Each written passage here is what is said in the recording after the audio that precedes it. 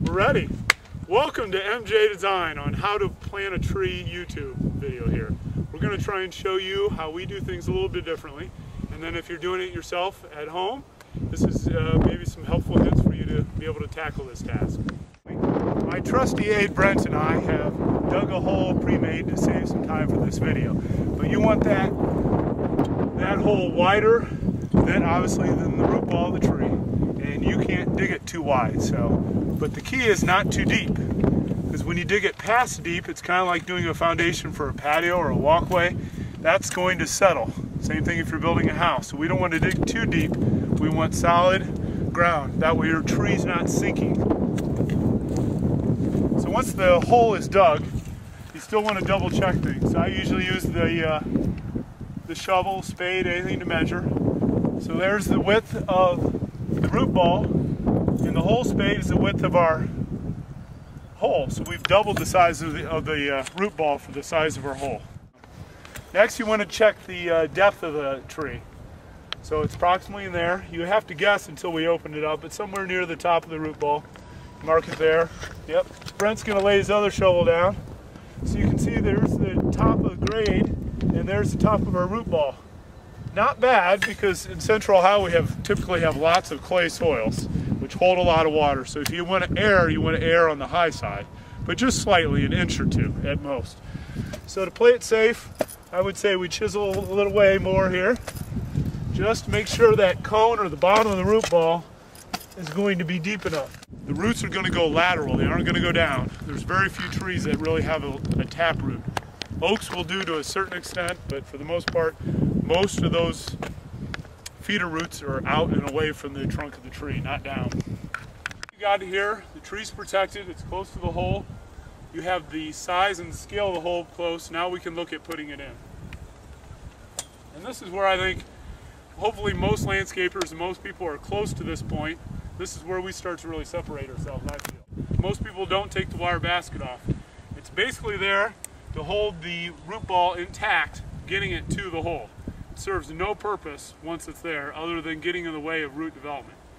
So what we do is a little trick is we tilt the root ball over, or the tree over, and then we cut off the bottom part. But what you want to do is one person steers. The larger the tree, the more people you need. One person steers and the other one rolls, but you don't want to push with the trunk. Because once again, this is the key element here. You want to break this structure right here. We get it close to the hole, and then Brent's going to put it this way towards the camera. And we want to align the root ball to the side of the hole. So when we roll it in, it's going to fall in place and we don't have to move it again. You want to pull, once again, where those wire baskets come in handy. I can adjust the tree to the center of the hole. And you can use a spade or a shovel to help pry and maneuver the bigger and heavier the tree is. So it's just a process of stepping back many times and making sure we're straight. Hopefully it looks straight from the camera. Look good for you, Brent? So we're straight on both sides. Got the thumbs up from Gail out there. So then from here, we take the bolt cutters or wire cutters, or if you have to use pruners, whatever you have to cut. This is where we do one last little check here on the depth. Want to get all that wire and twine. This is really going to impede growth, can girdle the trunk. We got two things to look for here. We kind of open up, we have not taken all the twine off yet or the string, but we want to find the root flare. We want to find the top of the roots. I usually do it with my fingers. Sometimes you can just feel it. Sometimes you can see the width of the tree. So you can tell this is only about 1.5 inches in diameter, and it's probably 4 inches down here.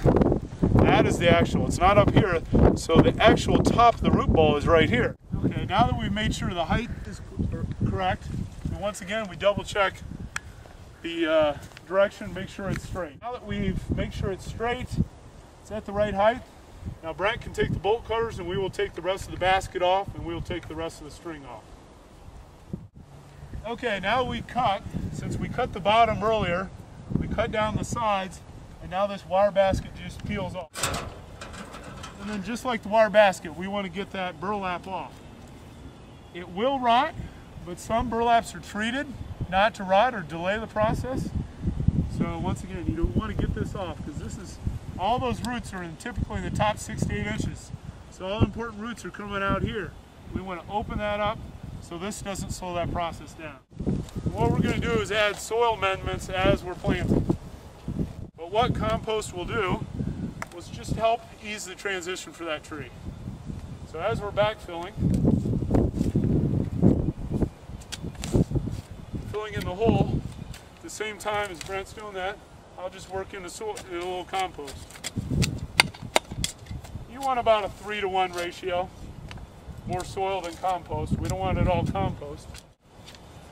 The roots actually will get confused if you go from one type of soil structure completely to another. If it's completely different, they will try and tend to stay in that existing soil. That's where you get girdling. It goes round and round. Even though you have nice soil around it, it's almost like growing in a pot. So if you have real hard clay soils, if you don't loosen them up, those roots are not going to expand. So what Brent's doing here is excellent. We want to be chopping up those clumps. As you can tell, we're not getting our soil from our pile. We're getting our soil from the edge of the hole. So the whole time we're doing this, like we've talked, we're making that hole bigger. We're loosening it up. I'm going down 6 to 8 inches with my shovel, and I'm loosening that soil. So already I'm good 2 feet away from that root ball with loose soil. And once again, we're incorporating the compost as we go. Now as we get close here, we want to start packing in. And this is where I'll rely on the camera and the people outside to make sure we're still straight, that we haven't adjusted that tree as we've gone. You still good, Brent? Yeah. Camera, we're straight? All okay from the camera? You want to take like the heel of your boot, you really pack it down. We want to make sure that tree is not going to move. Now that we have it close, this is where we can peel off that rest of the excess soil. You can we use weeding knives, but you can take a trowel, take a small shovel. Carefully peel away. We don't need too many roots. As you can tell, I'm not hitting any roots. It's all that sandy soil. So we want to, once again, what we talked earlier, we want to find that crown of the tree. You can really start to see it here if you want to come in a little closer. And now as we've cleared away, you can really see the root flare. You can see the big lateral roots inside there. There's one over there. We know exactly where their top is. We got the top of our grate here, and it's perfectly even there. We're probably a little lucky, but we have it exactly where we want it to be. As we do, we want to pack this down a little bit. We just want to eliminate some of the settling a little bit. Mulch is somewhat cosmetic, but the biggest benefit is just soil retention, or moisture retention for a new tree. A lot of different ways to do this. The big thing we look for in the new planting is we want to saucer the mulch. Once again, just like in the planting, we don't want to cover that trunk. The mulch actually can help encourage rotting of the trunk, decay, so we want to get the mulch away. Okay, now that we have a mulch, we're in the staking process. This is where you can start watering. Best way is just take your hose. We're in the middle, practically middle of winter here, so I'm not going to get the hose out. Put the hose right at the base and just put it on the faintest of trickle. So once you have it watered, and we were on to staking. We got a couple stakes here, and Brent's going to finish up the last one. My personal preference is if we do triple staking, you want to be able to hold that tree from all sides. And all 3 sides keeps that tree from wiggling one way or the other. Okay, we use wire and hose, kind of the old-fashioned method. We do a lot of our things the old-fashioned way. You want to go to the first lateral branch. It's a little easier with your typical shade trees, oak, maple, because you have a major central leader with lateral branches. You need to get that hose or whatever you're strapping above that first branch. Ideally you want it about half to 2/3 up the tree if you can. Depends on the size of the tree. But you don't want it just half or lower.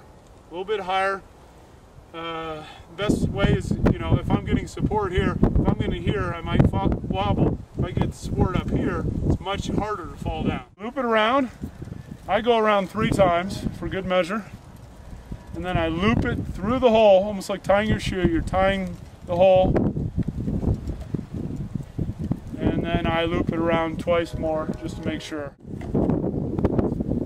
Our stakes are pre-drilled. Obviously we're in the business. You can notch them, you can take a saw and make a little notch, something to keep that wire from sliding off the stake. Okay, when you do the next hoses, when we get the next one, you want to grab another hose there in front. We want to make sure they're all in the same position. It doesn't like this. It's only a crutch. It's an aid to get it by until that root system, it can hold that tree all on its own. We're good. Thank you for watching our YouTube. Hopefully this will be beneficial in your tree planting in the future. Look for our other YouTube videos online.